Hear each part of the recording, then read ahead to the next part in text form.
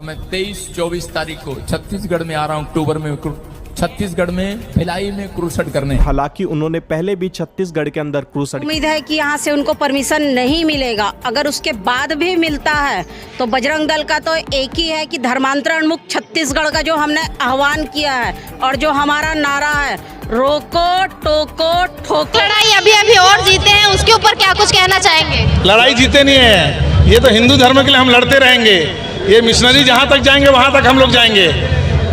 मैंने कहा ना, हम धर्म के लिए लड़ने वाले लोग हैं। और ये जीत आपने कहा, उसके लिए आपको धन्यवाद। ये मेरी जीत नहीं है, ये पूरे हिंदू समाज की जीत है कि उनको परमिशन नहीं मिल रहा है। जय जय श्री राम। इसको लगा दो।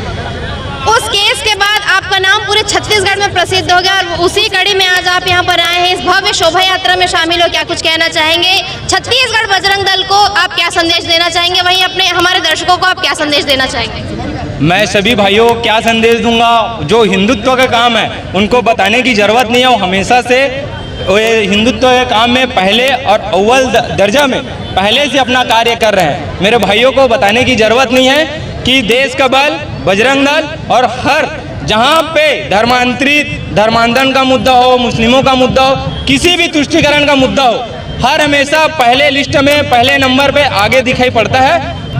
जी सर, बताएंगे क्या कुछ आप आज इस आयोजन के लिए कहना चाहेंगे? कहीं ना कहीं बहुत ज़्यादा बारिश हुई है, मौसम बहुत ज़्यादा गर्म था। एक प्रकार से देख सकते हैं कि मौसम का भी आप लोगों के साथ पूरा सहयोग रहा। क्या कुछ कहना चाहेंगे? देखिए, मौसम का सहयोग हो या ना हो, बजरंगी विकट परिस्थिति में काम करने के लिए ही जन्मे हैं। चाहे मौसम कैसा भी हो, बारिश आए, आंधी आए, ये बजरंगी हिंदू धर्म के लिए सदैव तत्पर रहते हैं। साल भर काम करते हैं, उसके बाद शस्त्र पूजन को धूमधाम से अपने जश्न के तौर पर मनाते हैं। ये जश्न में भगवान का भी आशीर्वाद हमको बारिश के तौर पर मिला। इससे हमें कहीं भी हमारे हिम्मतों में कोई टूट नहीं है और हम बहुत बल से और बहुत उमंग से अपने इस त्यौहार को मनाएंगे। अभी हमने शस्त्र पूजन किया, अभी शोभा यात्रा के माध्यम से समस्त हिंदू समाज को शस्त्रों के सम्मान के प्रति सम्मान का भाव जगाएंगे।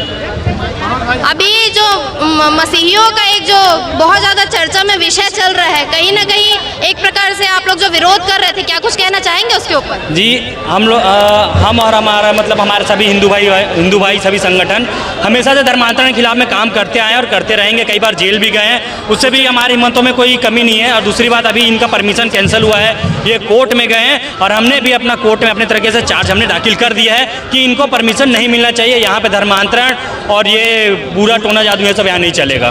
जो ये करवाते हैं, जो लोगों को करेंट वाली भावना, जो एक एक्टिंग करवाते हैं, जो वो यहाँ पे नहीं चलेगा। वो आप वहाँ तक अपने वहीं तक सीमित रखिए। छत्तीसगढ़ में इसके लिए कोई जगह नहीं है। छत्तीसगढ़ के किसी भी जिले में अगर वो आएगा तो यहाँ बजरंग दल की टीम वहाँ जाके उनका सामना करेगी।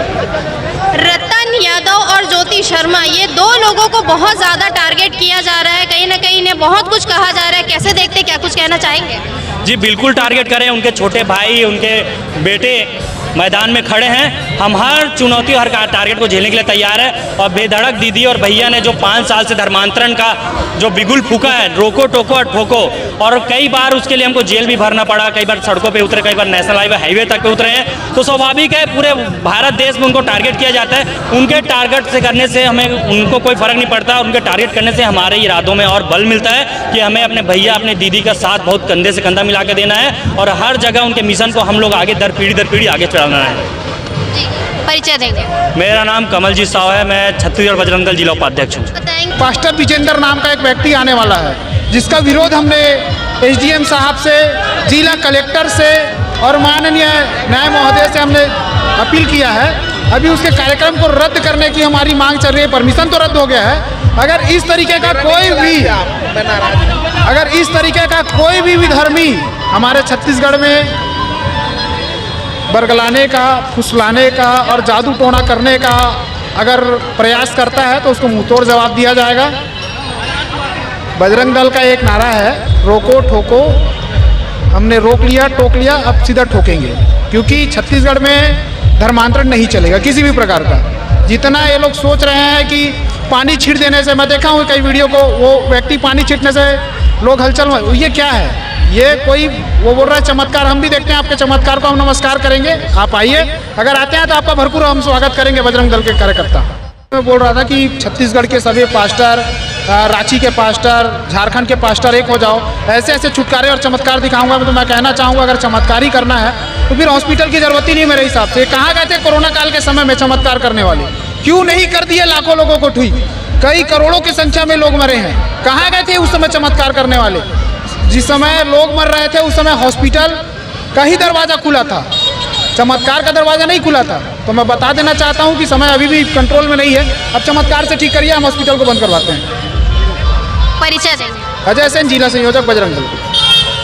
वहीं हमारे साथ कुछ और लोग मौजूद हैं। आइए जानते क्या कुछ इस पर कहना चाहते हैं। जी बताइए, शस्त्र पूजा जो किया जा रहा है, शस्त्र पूजा क्यों किया जाता है? शस्त्र पूजा के महत्व को आप बताइए। शस्त्र पूजन इस कारण जरूरी है मैडम कि आप देखे होंगे भारत देश में 28 राज्य हैं और 28 राज्य में 9 राज्य में बहुसंख्यक अल्पसंख्यक हो गए हैं। और अल्पसंख्यक कैसे हुए? धर्मांतरण से। धर्मांतरण तलवार की जोर में किया जा रहा है। हमें केवल और केवल हम संविधान पर, कानून पर, प्रशासन पर हम पूर्ण रूप से आश्रित हो गए हैं। हमें भरोसा करना चाहिए, लेकिन आश्रित हमें अपने प्रशिक्षण और शास्त्र और शस्त्र से करना चाहिए।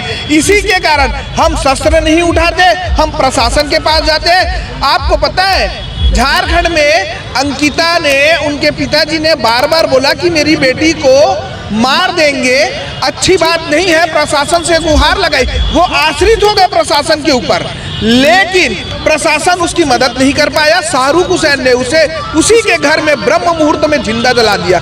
यदि लड़की प्रशिक्षण ली रहती तो वो आज जीवित होती। वैसे ही कोलकाता की घटना है, बहुत चर्चित घटना है, जिसमें बेटी का, डॉक्टर बेटी का गर्दन काट दिया गया। आप शिक्षा दीजिए बेटी को, अच्छी बात है, लेकिन शिक्षा के साथ शास्त्र और शस्त्र आप अभ्यास कराइए। यदि लड़की प्रशिक्षित रहती तो आज डॉक्टर बेटी को जिंदा रहती, वो मारी नहीं जाती। तो ये जो जिहादी मानसिकता के लोग हैं, जहां पे भी आप कोई भी, हमारे यहाँ बहुत बड़ी बात बोल रहा हूँ आपके मीडिया चैनल में, आपके दर्शकों को मैं कहूंगा बहुत गंभीरता से सुनी इस विषय को। हमारे पास आरपीएफ है, जीआरपीएफ है, जल सेना, थल, नभ, सारी सेनाएं हैं और इनका आप कंट्रोल देखेंगे करोड़ों अरबों में रक्षा में जाता है। उसके बाद भी लोग केरल से पलायन हो रहे हैं, उसके बाद भी लोग कर्नाटक से पलायन हो रहे हैं, उसके बाद भी झारखंड में रविवार के बदला शुक्रवार को छुट्टी बलपूर्वक दिया जा रहा था। तो ये जो चीजें हो रही है, यदि हम प्रशिक्षण लेंगे तो हमें पलायन करना नहीं पड़ेगा। तो पलायन नहीं करना है, अब तो आपको अपने धर्म और शास्त्र का अभ्यास करना पड़ेगा। नहीं तो स्थितियां आप देख रहे हैं, भारत से विभाजन हुआ बांग्लादेश, आज बांग्लादेश में नरसंहार हो रहा है। उन्हें वो प्रशिक्षण नहीं लिए हैं। यदि हमें जो चीज़ का हम अभ्यास करेंगे तो हम उसमें पूर्ण होंगे और हमें अपना क्षेत्र में तो रहेंगे, अपने घरों में, अपने मकानों में सुरक्षित रहेंगे। लेकिन जो जो क्षेत्र में शास्त्र और शस्त्र से दूर होते हैं वहाँ स्थितियाँ ऐसी रहती है। तो मुझे लगता है आपको शास्त्र और शस्त्र का प्रशिक्षण, राम हमारे आराध्य देव है, भगवान श्री राम को जब वनवास हुआ, सिर्फ दूतों से सूचना मिला, तो उन्होंने क्या किया? उन्होंने अपना मुकुट निकाला, कानन कुंडल, सारी चीजें निकाल दी, लेकिन उन्होंने अपने धनुष बाण का त्याग नहीं किया, उसे कमर कस के पकड़ लिया। इसी के कारण मैं बोलता हूँ, हमारी दुर्गा माता शंख चक्र गदा शक्ति हल मुसल खेक तोमर परशुपाश उत्तम सार्ग धनुष इत्यादि अस्त्र शस्त्र रखती है राक्षसों को मारने के लिए। हनुमान जी गदा रखते हैं, राम जी धनुष रखते हैं, शंकर भगवान त्रिशूल रखते हैं और भगवान श्री कृष्ण जो धर्म की स्थापना के देवता है चक्र रखते हैं। तो इसी के कारण मुझे ऐसा लगता है हमें अपने आराध्य देव से अपने परिवार की रक्षा के लिए, बेटियों की रक्षा के लिए, समाज की रक्षा के लिए हमें शस्त्र और शास्त्र दोनों का अभ्यास प्रशिक्षण जरूरी है। एक चीज में मैं ध्यान आकर्षित कराना चाहूंगी, जो झारखंड में शुक्रवार की छुट्टी की आप बात कर रहे थे, क्या है इसको विस्तार से बताइए। इसमें मैडम हम लोगों को न्यूज़पेपर के माध्यम से पता चलता है, जिस क्षेत्र में मुस्लिम बाहुल्य हुआ तो वो हमारा ऐसा है कि हमको शुक्रवार को छुट्टी दिया जाए बोले। तो ये भारत देश ना संविधान से चलता है, नियम से, कानून से चलता है। तो मुझे ऐसा लगता है हम कोई सी भी मजहब के रहें, लेकिन हमें संविधान का पालन हमें करना चाहिए। तो अब मैं बोलूँगा कि हम मंगलवार को हनुमान चालीसा करते तो आप मंगलवार को छुट्टी दीजिए, नहीं, संडे को जो भी, रविवार को जो भी कारण से योजनाबद्ध तरीके से बनाया गया है तो वो सारी चीज़ें भारतीय अनुसार से होनी चाहिए, संविधान सम्मत होनी चाहिए। परिचय देंगे। मेरा नाम विशाल ताम्रकार है, मैं लक्ष्य सनातन संगम का राष्ट्रीय सलाहकार हूँ। बजरंग दल, छत्तीसगढ़ बजरंग दल में भी मेरी भूमिका रहती है। मैं सनातन के उन सभी कार्यों में पूरी ताकत से मैं मिलकर काम करता हूँ। एकजुटता जोड़ने के लिए मेरी भूमिका रहती है। इसके पहले मैं हरियाणा गया था सभा संबोधित करने, इसके पहले भोपाल गया था। मैं 4 राज्य करके आया हूँ, दिल्ली, भोपाल, मथुरा और हरियाणा में सभा करके आया हूँ। मेरा काम ही यही है, जागरूक करना, सभी की रक्षा सुरक्षा के लिए मैं कार्य करता हूँ। हिंदुत्व के लिए आप हमेशा आगे रहते हैं, बढ़ चढ़कर हिंदुत्व की रक्षा के लिए आप कुछ ना कुछ हमेशा करते हैं। वहीं अभी जो प्रोफेट बजिंदर के छत्तीसगढ़ आगमन को लेकर जो चर्चाएं चल रही थी, कैसे देखते हैं उसे? मैडम, इसके बारे में मैंने बहुत पहले एक बार मेरा वीडियो बहुत जारी हुआ था। मैंने बोला था कि जब छत्तीसगढ़ के भोली भाली आदिवासी जनता की जब बात आती है तो उन्हें पवित्र जल पिलाने के नाम पे छल और कपट और झूठ के सहारा उन्हें मृत्युदंड, मैं मृत्युदंड ही बोलूँगा, क्योंकि आप उसे उपचार से वंचित करेंगे तो वो तो मृत्यु होना ही है। छोटी सी बीमारी जब होती है और हम समय में दवाई नहीं खाते तो वो विकराल रूप लेती है और वो हमारे प्राण भी ले लेती है। लेकिन दुख लगता है ये जो पास्टर जो लोग आते हैं, मैं उन पास्टर के लिए नहीं कह रहा हूँ जो न्याय संगत काम करते हैं। अब आप अपने आराध्य का प्रणाम कीजिए, अच्छी बात है, लेकिन भोली भाली जनता को पवित्र जल करके आप नहीं लेने देते और उसका बड़ा परिणाम मौत होता है। तो मुझे लगता है कि जब इनके परिवार की बात आती है, जब इनके घर की बात आती है, तो ये लोग क्यों बड़े बड़े अस्पताल, एम्स, MMI, NRI, नारायणा, तमाम जगह जाके उपचार करा दे, तब ये क्यों प्रार्थना नहीं करते? मैं बोलता हूँ मैं भी शामिल होऊंगा, मैं भी आऊँगा, अपने चमत्कार दिखाइए।